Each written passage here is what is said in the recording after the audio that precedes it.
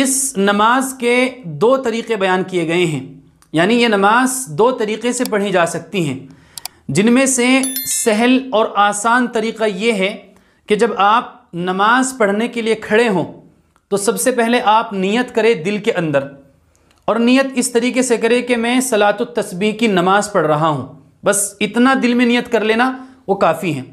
उसके बाद आप तकबीर तहरीमा कहें और हाथ बांध लें। हाथ बांधने के बाद आप सबसे पहले सना पढ़ें, यानी सुब्हानक अल्लाहुम्मा व बिहम्दिका व तबारक अस्मुका व तआला जद्दुका व ला इलाहा गैरुक, ये पढ़ें। उसके बाद आप तीसरा कलीमा 15 मरतबा पढ़ें, यानी सुब्हानल्लाहि वल्हम्दुलिल्लाहि व ला इलाहा इल्लल्लाहु वल्लाहु अकबर, ये 15 मरतबा पढ़ें। उसके बाद सूरह फातिहा पढ़ें या जो भी सूरत आपके याद हो वो सूरत मिलाए, और फिर उसके बाद रुकू में जाने से पहले 10 मरतबा यही कलीमा पढ़ें। फिर आप रुकू में जाएं, रुकू में जाने के बाद रुकू की तस्बीह पढ़ें, और रुकू की तस्बीह से फारिग होने के बाद 10 मरतबा फिर यही कलीमा पढ़ें, और फिर रुकू से उठने के बाद खड़े होने की हालत में 10 मरतबा यही कलीमा पढ़ें।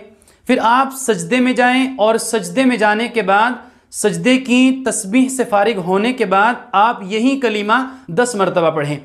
उसके बाद सजदे से उठ जाएं, और दूसरे सजदे में जाने से पहले बैठने की हालत में 10 मरतबा यही कलीमा पढ़ें।